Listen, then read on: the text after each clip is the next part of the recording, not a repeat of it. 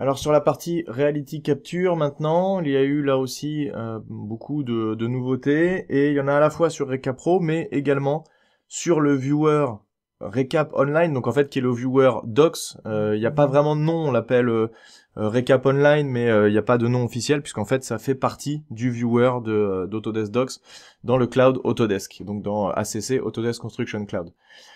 Alors, avant de parler de chaque nouveauté, on voudrait faire un rappel sur la vision et la stratégie globale, comment sont organisées en fait toute la partie Reality Capture chez Autodesk et qu'est-ce qu'on va faire dans le futur et comment on met ça à disposition et comment on voit les choses.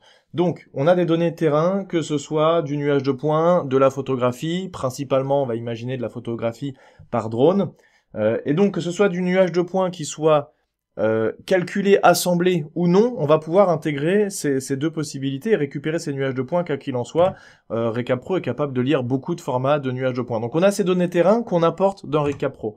Ensuite, on va pouvoir faire deux choses. Soit on va faire des utilisations en local et soit on va faire des utilisations dans le cloud. Dans les deux cas, l'objectif, à partir du moment où cette donnée est dans Recap Pro, c'est de préparer la donnée. Préparer la donnée pour pouvoir l'exploiter ensuite.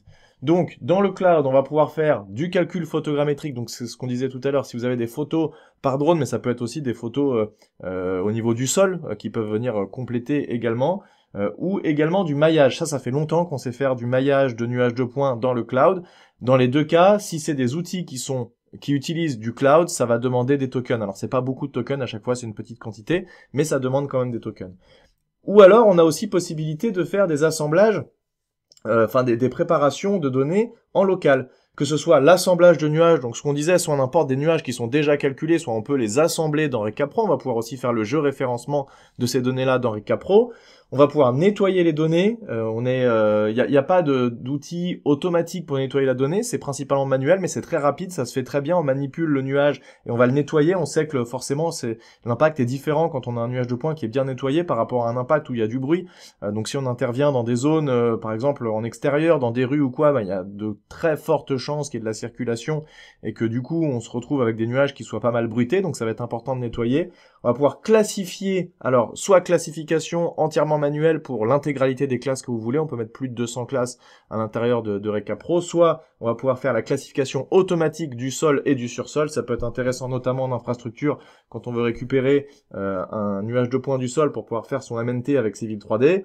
On va pouvoir faire la décimation intelligente pour réduire la taille du nuage de points, reprojeter si jamais on est dans un système de coordonnées qu'on veut aller vers un autre système de coordonnées, on peut faire cette reprojection. On peut faire du maillage en local et ça c'est nouveau et on va le voir aujourd'hui, on est capable maintenant de mailler les nuages de points en local, donc sans besoin de Crédit Cloud. Par contre, il va falloir des machines qui sont un petit peu plus puissantes évidemment parce que tout va se faire en local. Et également, on va pouvoir segmenter le maillage et ça va être aussi assez puissant. Pour l'instant, c'est en manuel. L'objectif à terme par les équipes de développement est de rajouter de l'intelligence artificielle par-dessus ça et on va en reparler un petit peu. Une fois que ces données sont préparées, on va pouvoir les mettre dans Autodesk Construction Cloud si jamais il y a besoin. Donc on va pouvoir les uploader dans le cloud pour visualiser, partager cette visualisation et cette navigation avec n'importe qui. Forcément, les données qui sont de données de Reality Capture sont souvent lourdes et donc les avoir dans le cloud, eh bien c'est assez pratique pour utiliser comme ça. On va pouvoir utiliser donc le viewer Docs, mais également Model Coordination. Je rappelle, ça c'est avec la licence BIM Collaborate Pro qui permet de superposer des données de Reality Capture et des données modélisées. Faire également la détection de clash automatique, donc ça demande BIM Collaborate Pro et on va pouvoir le faire avec le maillage. On peut pas à l'heure actuelle superposer des nuages de points avec la modélisation, il faut superposer le maillage.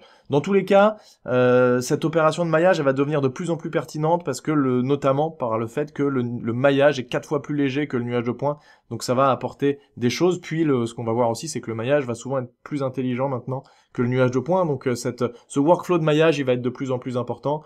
Et on va pouvoir extraire de la donnée aussi, vous le savez, avec les outils de détection dans Recap Pro. Si vous suivez un petit peu l'actualité, que vous avez vu nos vidéos qu'on a mis sur la chaîne YouTube, vous savez qu'on peut extraire des lignes, des points ou des objets 3D directement dans le nuage de points qui est dans Recap Pro. Une fois que ces données ont été soit extraits des données un peu spécifiques comme des données linéaires en 3D, on va pouvoir intégrer ces données-là dans nos logiciels desktop, donc que ce soit principalement pour nous, pour l'infra, Civil 3D ou AutoCAD, mais on peut également utiliser Revit, Plant, Navisworks évidemment. et ces données peuvent venir aussi également directement du calcul de récap, on n'est pas obligé de passer par le cloud pour ça. Voilà, donc ça c'est une vue d'ensemble de la stratégie de comment on voit les choses sur la partie Reality Capture. On récupère des données de terrain, de relevé, on va préparer la donnée de Récap Pro et on va l'utiliser soit dans le cloud Autodesk, soit avec nos logiciels desktop. Donc quelques rappels sur ce qu'on sait faire sur la partie Reality Capture. On parlait de Linear Feature Extraction, l'extraction d'entités 3D. Donc c'est un exemple ici en vidéo. On va pouvoir très vite extraire plusieurs polylines 3D sur normalement des longs kilomètres, et c'est là où ça va devenir plus pertinent. On peut faire des petites zones courtes et ça marche aussi très bien en local sur de la voirie en ville, mais évidemment plus on a du grand linéaire, plus ça va être pertinent parce qu'on va pouvoir extraire comme ça des kilomètres et des kilomètres. Il y a déjà des clients, j'ai discuté avec des clients à Beamworld qui sont venus vers moi en me disant qu'ils avaient fait ça, notamment sur l'exemple qu'on voit là, sur du rail. Ils avaient pu extraire comme ça des informations sur le rail et ça, ils avaient gagné énormément de temps avec ces outils-là. Rappel aussi dans les nouveautés qu'il y a eu, alors ça c'était pas dans la version 2024, c'est venu après dans la 2024.1 ou pardon, pas 2025, c'était 2025.1 ou je me souviens plus quelle version, mais il y a eu des améliorations notamment sur la partie utilisation des E57. Alors il y a eu des améliorations sur la sur le rendu de ces formats E57, mais également comme on le voit à l'écran là, l'importation. Maintenant on a des options pour importer les dômes 360. Ça c'est ultra pertinent, notamment quand on fait du scanner dynamique ou mobile. Avant, si on avait un backpack et qui prend des photos, ces photos sont pas liées à des stations.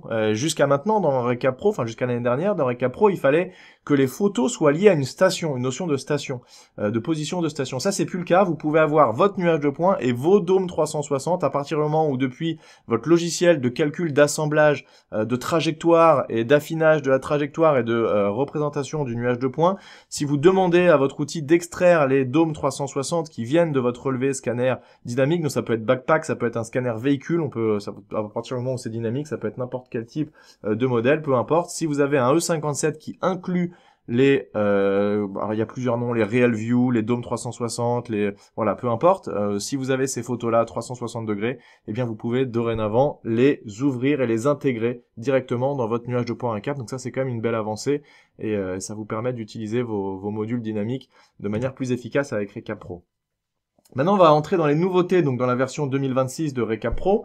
Là, une des premières nouveautés, c'est que si vous connaissez l'outil de calcul photogrammétrique qui s'appelait Récap Photo, désormais, il n'y a plus deux installations. Avant, quand vous installiez Récap Pro, vous deviez dire est-ce que vous voulez installer Récap Photo en plus ou pas. C'était une option dans l'install de Récap Pro. Et puis, vous aviez deux logiciels. Et si vous vouliez faire du calcul photogrammétrique, eh bien, vous deviez lancer le logiciel spécifique. Désormais, ça s'est terminé.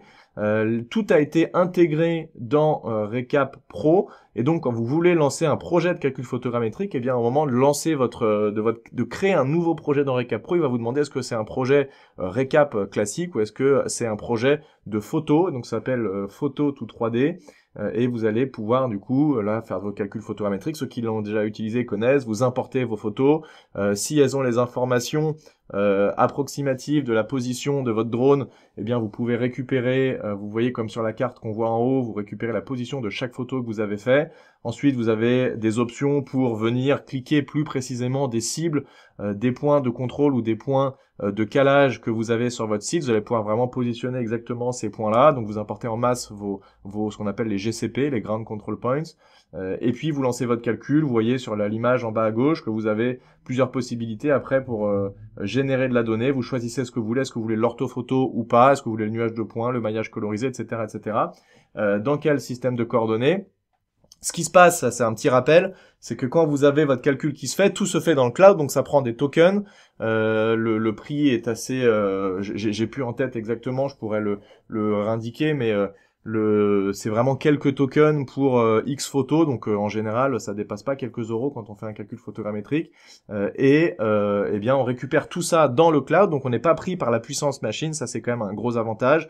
Une fois que c'est terminé, on reçoit une information qui nous dit voilà, tout a été calculé, et à vous de décider ce que vous voulez sauvegarder en local ou pas. Vous avez tout qui est disponible dans le cloud Autodesk, dans Autodesk Docs, et à quel moment vous voulez utiliser. Si vous voulez, comme là on le voit dans l'image en bas à droite, j'ai récupéré l'orthophoto que j'ai intégré, je vous rappelle la commande pour intégrer une orthophoto dans Civil 3D ou dans AutoCAD Map, c'est map i insert.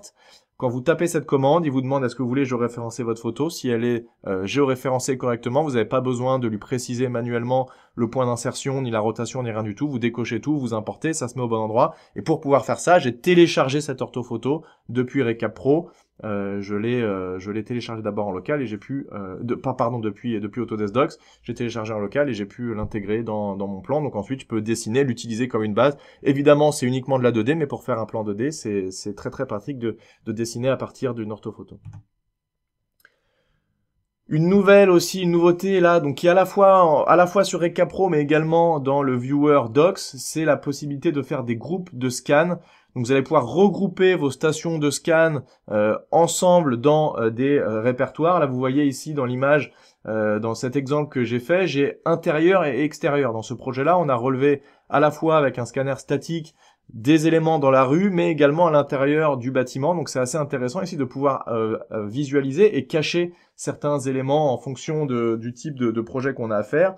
Donc là, j'ai mis ensemble mes stations de scan qui sont des intérieurs, mes stations de scan qui sont des extérieurs. Je peux comme ça facilement afficher ou cacher l'un ou l'autre élément. Sur un relevé de bâtiment, par exemple, on peut imaginer avoir des groupes par étage. Ça peut être très pratique pour soit exporter certains éléments qui viennent que d'un groupe ou pour en afficher que certains éléments qui viennent que d'un groupe. Ça se fait à la fois, donc je disais, dans Recap Pro et au moment où vous uploadez votre nuage de points dans Docs, eh bien vous retrouvez cette information, vous retrouvez cette classification que vous avez fait dans Recap Pro, ou inversement, si vous ne l'avez pas fait, vous pouvez le faire aussi dans le cloud, et si vous resynchronisez, eh bien ça peut aussi, vous pouvez récupérer ça évidemment en local dans votre Recap Pro. Donc ça c'est quand même une nouveauté qui est assez pratique et qui permet de mieux manipuler son nuage de points. On parlait de l'outil donc de maillage qui était depuis longtemps disponible dans le cloud, donc je ne vais pas revenir dessus, avec un système de tokens, mais désormais on peut faire ça en local avec un nouvel algorithme encore plus puissant qui donne des résultats qui sont meilleurs que ce qu'on avait avec les outils cloud. Et donc vous choisissez quel est votre système. Alors ces classifications là qu'on voit à gauche, est-ce que c'est un scanner à main, est-ce que c'est un scanner statique, est-ce que c'est ça vient d'autre chose, d'un autre capteur? Ça sert juste en fait à vous donner des pré-réglages. Dans tous les cas, si les réglages ne vous vont pas, par exemple ici résolution, on voit il y a 3 cm ici, donc ça va être la taille d'un côté d'un triangle qui va être maillé. En gros, ça va être à peu près 3 cm. Ensuite, tolérance sur une surface horizontale. Est-ce que j'ai une tolérance de 1 cm, de 10 cm? Ça va dépendre de votre capteur. Si vous avez un relevé qui a été fait avec une résolution qui est faible, évidemment, ça va changer un petit peu. Toutes ces valeurs-là, dans tous les cas, vous avez la main. Vous pouvez demander à avoir la main sur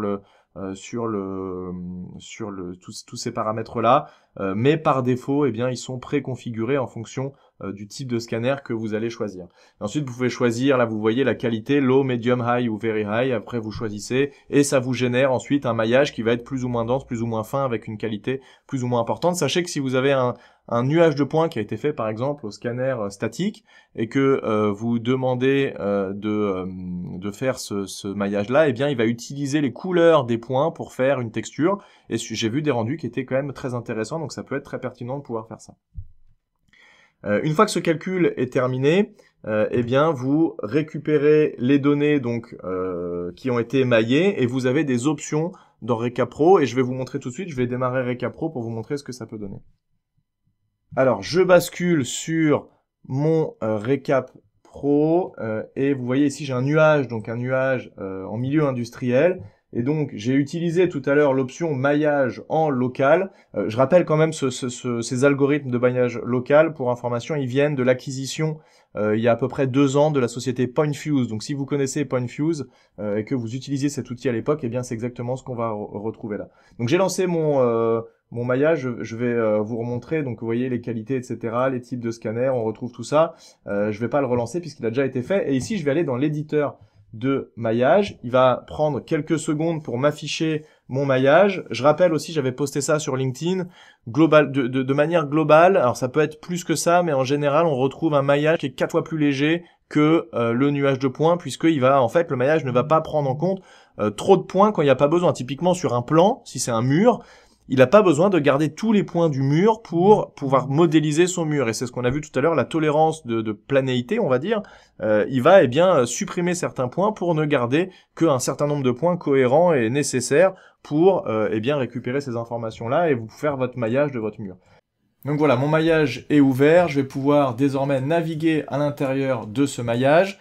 Je vais pouvoir à tout moment revenir sur l'affichage RGB, ça c'est si le scanner a pris les photos et qu'elles ont été utilisées pour coloriser ce maillage. Je vais revenir en affichage suivant les classes. Donc c'est une classification, on l'a dit, manuelle qui a été réalisée, mais l'avantage par rapport à un nuage de points, c'est que typiquement ici, si je veux classifier une partie de ma dalle, je vais faire un clic et il arrive à comprendre que eh bien, les objets qui vont m'intéresser par rapport aux paramètres de planéité qu'on a définis, je peux sélectionner des zones entières seulement en faisant un seul clic. Si j'avais dû faire ça avec un nuage de points, ça aurait été beaucoup plus compliqué. Il aurait fallu bien détailler le contour, potentiellement cacher des éléments, etc. C'est vraiment beaucoup plus compliqué de classifier quand c'est un nuage de points, mais avec un maillage, eh bien, ça se fait de manière assez simple. Alors, il y a ici des tuiles, bien sûr, en fonction de ce qui a été maillé, des paramètres là aussi qui ont été définis, mais quand même, de manière globale, je vais pouvoir sélectionner assez rapidement des objets et lui dire, ok, je veux le mettre dans telle ou telle classe. Ici, ce travail a déjà été réalisé, vous voyez en bas à gauche, j'ai une partie, un groupe architecture, électrique, mécanique, structure. Mais à tout moment, je peux décider de modifier et de changer ce que j'ai fait. Un autre exemple, typiquement ici sur un objet un peu plus technique, ici, voilà, il me prend mon élément, je peux cliquer, alors quand c'est des objets un peu plus fins, c'est un petit peu plus compliqué, mais on va pouvoir, s'il y a besoin, eh bien, cacher des éléments au fur et à mesure. Donc on va d'abord classifier les plus gros éléments, et puis ensuite on va s'attaquer aux éléments un peu plus petits. Ici, si je clique sur un réseau, il va reconnaître quand même, ici, vous voyez, qu'il y a une partie du réseau qui est là, donc je peux cliquer mes différentes zones, et puis envoyer dans la bonne classe les éléments une fois que je les ai sélectionnés.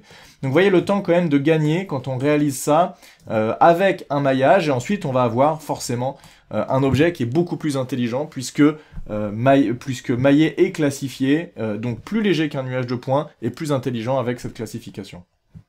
Et finalement, avec cette mise à jour de Recap Pro, vient automatiquement un plugin qui s'installe avec votre version de Revit. Donc vous voyez ici, si je vais dans mon Revit 2025, je clique sur Recap Mesh, c'est ça ce nouveau plugin, donc avec un ruban dédié, et je vais pouvoir attacher mon nuage de points. Donc là, je choisis mon nuage de points, je choisis est-ce que je le place, je vais mettre centre à centre, ça va me suffire pour mon projet. Vous voyez que dès que je l'importe, je retrouve l'intégralité de mes classes que j'ai créées directement dans Recap Pro. Je vais pouvoir le repositionner puisque là, il est mal positionné. Donc, je vais faire ça très rapidement. Si je l'attrape, je le décale un petit peu. Hop, je le remets ici à peu près, voilà. Et vous voyez que donc on a ce maillage classifié. Donc, je vais pouvoir, typiquement, je dois réaliser la modélisation des éléments d'architecture.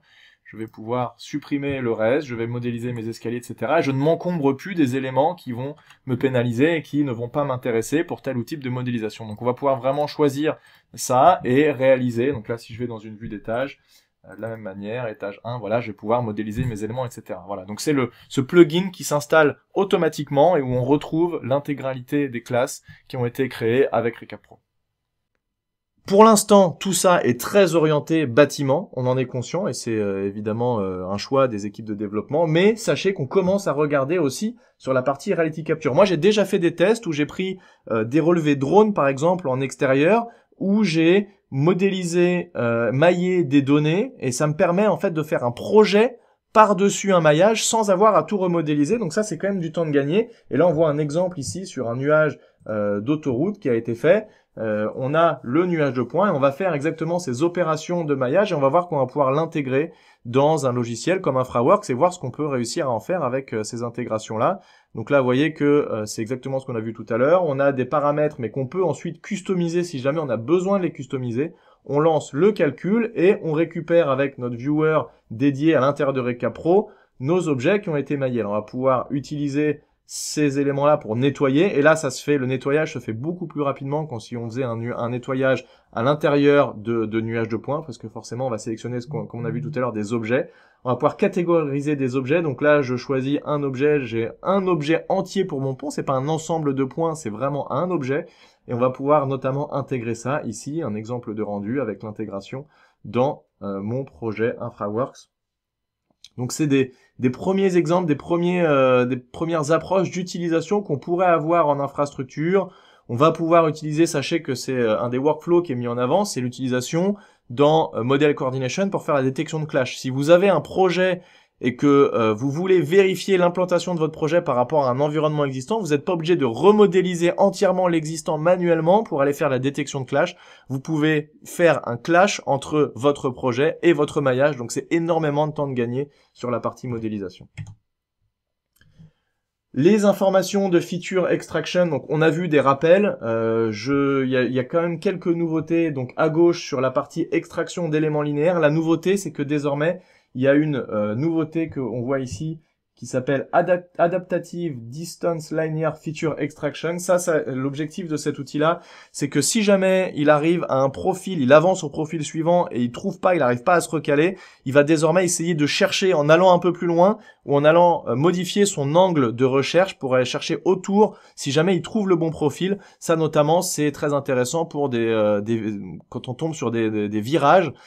Forcément, quand on allait au profil suivant, eh bien, on tombait pas dans le virage mais on tombait dans du vide et là il trouvait plus rien, il s'arrêtait et là il va améliorer sa détection puisqu'il va essayer de rechercher et il va aller voir à gauche, à droite est-ce qu'il trouve le profil et donc dans un virage il va pouvoir potentiellement trouver le profil et vous aider à continuer la détection. Les équipes sont encore en train de travailler pour encore améliorer cet outil-là, donc une amélioration sur la détection des éléments linéaires, également une amélioration sur la détection des points. Alors ça, c'est des détections qui se font manuellement. Avant, on avait uniquement une visibilité ici, vous voyez, il y a une cross-section qui se fait, une vue en coupe. Vue du dessus, maintenant on a une vue de côté également qui nous permet d'être sûr qu'on positionne parfaitement le point en Z également. Donc ça c'est très pratique.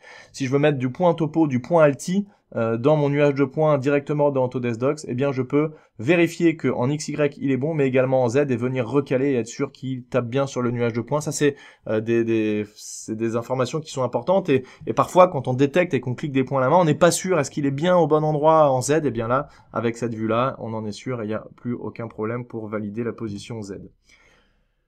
Parmi les dernières nouveautés également, on a ça je l'avais partagé sur le blog VillageBeam, je rappelle le blog village-beam.fr, c'est la vitesse d'affichage des dômes photo 360. Avant, ce qui se passait, c'est qu'en fait, il fallait, comme on le voit ici, il fallait qu'il charge entièrement la vue dans sa meilleure qualité pour pouvoir vous l'afficher. Désormais, ce qu'il va faire, c'est qu'il va aller beaucoup plus vite. Au moment où vous cliquez sur le dôme, il vous met un affichage, alors de qualité pas optimale, dans la qualité qui va, il y a un tuilage en fait de ces images. Il va d'abord vous afficher une qualité un petit peu moins bonne, mais au moins vous voyez tout de suite la vue qui apparaît, et ça c'est quand même un temps de gagner assez important, on va le voir ici. Vous voyez là, je vais cliquer sur ma bulle 360. Très vite, il affiche la donnée. On voit que c'est pas la qualité optimum, mais il affiche très vite cette donnée-là. Et ensuite, si je veux switcher, je vais à une vue suivante, vous voyez, j'ai un petit effet d'animation, et très vite, je vais à la vue suivante, et petit à petit, lui, va recharger la vue de meilleure qualité. Donc là, c'est quand même du temps de gagner pour naviguer et être sûr qu'on va au bon endroit. Donc on est vraiment ici dans une notion de visite virtuelle directement à l'intérieur de notre viewer récap en ligne. Donc n'hésitez pas à utiliser ce viewer récap pour partager à vos clients. Et afficher tout ça en termes de réalité virtuelle si vous avez vraiment un des objectifs de ce viewer de nuage de points en ligne avec les dômes 360. On sait que les clients pour qui on travaille, pour qui on fait des relevés, n'ont pas toujours les bons outils, ils n'ont pas forcément Recap Pro d'installer. C'est compliqué de leur dire bah voilà, je vous donne une donnée si vous voulez la visualiser, merci d'installer un viewer ou Recap Pro ou n'importe quoi. Là vous lui donnez un lien avec votre projet Autodesk Docs en ligne. Du moment qu'il a un accès à Docs, si vous voulez lui prêter des jetons Docs que vous avez à disposition, et bien votre client va pouvoir tout de suite consulter ces données-là, se balader, voir le travail que vous avez fait et vraiment mettre en avant tout ce relevé que vous avez réalisé. Voilà, on arrive au bout de cette présentation spécifique Reality Capture à laquelle on a essayé de donner une notion un petit peu d'infrastructure et on voit qu'il y a quand même des choses qui sont intéressantes. Merci pour m'avoir écouté. Est-ce que vous avez des questions ?